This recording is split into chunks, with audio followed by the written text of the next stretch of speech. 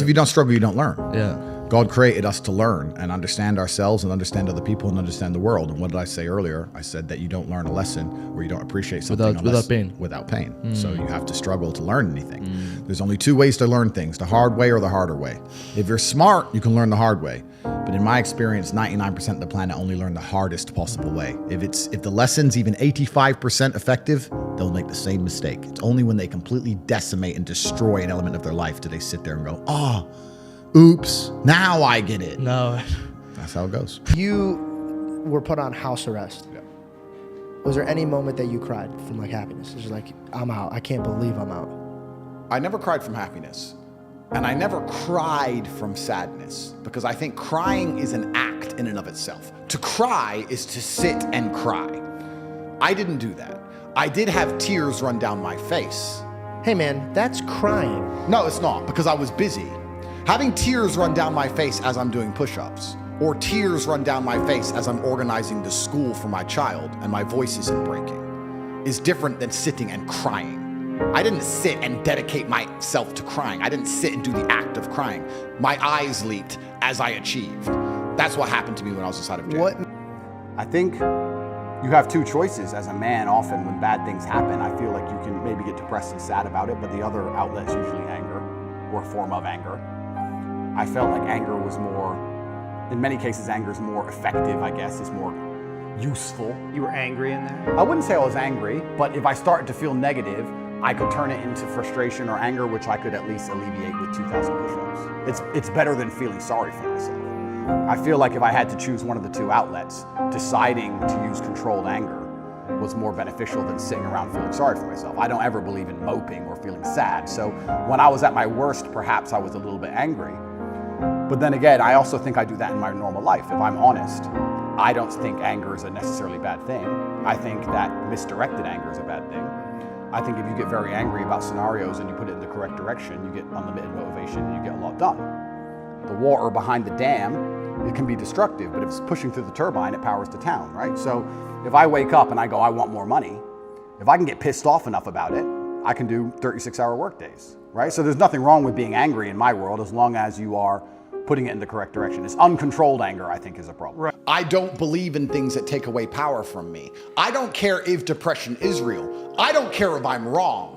I don't believe in something that takes away power from me because I can't become depressed if I don't believe in depression. And that allows me to shield my mind from the idea of being a depressed person. I can feel depressed temporarily, but I can never become a depressed person because it doesn't exist. You can lock me in a Romanian jail cell for 93 days with cockroaches. I will not be depressed.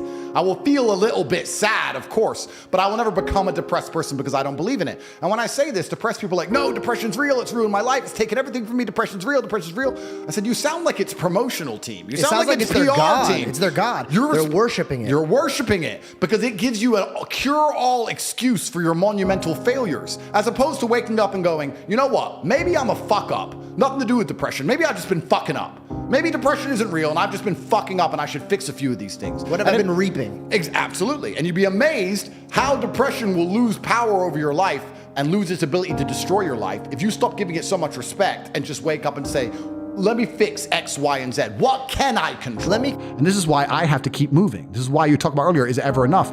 I can never be depressed if I never slow down. Speed is extremely important. Speed defies gravity. How does a plane fly through the air and defy gravity? Speed. It's moving too fast to fall. If you're always attacking life, if you're always doing things, if you're always making more money, if you're always traveling the world, doing this, doing that, new car, here, there, new podcast, meeting James English, boom, boom, boom. You know, if you're always doing things all the time, unhappiness can't catch you. Do you think you could slip if you stopped?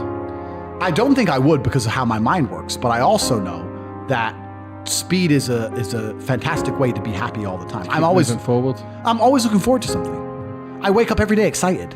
I'll go do this today. I'll go do this today. I'll go do this today. And I very much live my life in a frame of, no, I have to do this. It's very much I get to do this. There's another thing that a lot of people make a mistake with when I talk to them, like, I have to go to work today. Change your language. I get to go to work today. Imagine you had no job. It'd be worse, right? Because otherwise you wouldn't be working. So you get to go to work. I have to fix the car. At least you have a car. You get to fix your car. Most people don't got one. I have to go get the kids. You get to go get the kids because you have these beautiful children who love you. You understand? People's, even their own language is wrong. There's a mistake that a lot of people make with that. A lot of people are obsessed with the idea of happiness. And especially as a man, I think that happiness can actually be a very destructive motivator. And when men sit and say, I want to be happy, I want to feel happy. To feel happy, a lot of the time, you're looking for temporary hedonism. To be happy, you want to get drunk or take drugs or do something stupid temporarily, and it's very short-lived. I think you should instead be looking as a man to say, I want to feel proud. If you choose pride over happiness, you're going to make decisions that you're proud of and that people around you are proud of, and it's going to be better for yourself and better for society and better for everyone who loves you, everyone you care about. What is the purpose of life? Why have we been given life? I think we're here to struggle and to learn. I don't think we're here to be happy. That's why when we keep going back to the happy argument, I've always found that kind of frustrating and annoying. Yeah. When someone goes, oh, but I want to be happy. Why? Why? Why do you want to sit there and laugh like you were happy your entire childhood? That's your happy days. You're allowed to be happy as a kid. It's all over now, right? You're a man. You have responsibilities. I think we're here to do important. Provide, protect, and we're also here to do important things. And important things are going to be difficult, and they're going to be hard, and you're going to get frustrated. But that's what gives you purpose. I don't see anyone who's chasing happiness. I think that's a very feminine frame. I understand why some women just want to be happy. I don't know how it feels to be a girl because I'm not one. But in my experience, I know women who just want to be happy. Yeah. Girls just want to have fun. Fine. But you're a man, right? And if you're a man, then it's absolutely an utterly different experience of life. I think we're here to struggle. I think we're here to endure pain. Yeah. I think we're here to just see how hard we are to kill. I think that going through terrible things and living through them and coming out the other side is one of the most fantastic things about being human. I think that it's almost like once you understand what life is really about, there's no emotion which isn't enjoyable. The only emotional state which can be seen as detrimental is feeling nothing at all. But if you're sitting at home and you're feeling truly heartbroken, at least you're feeling something, right? And I think that's the whole part of being human. I will argue the point that if I feel anxious and pressured and stressed and fearful, I will get more done than if I was happy.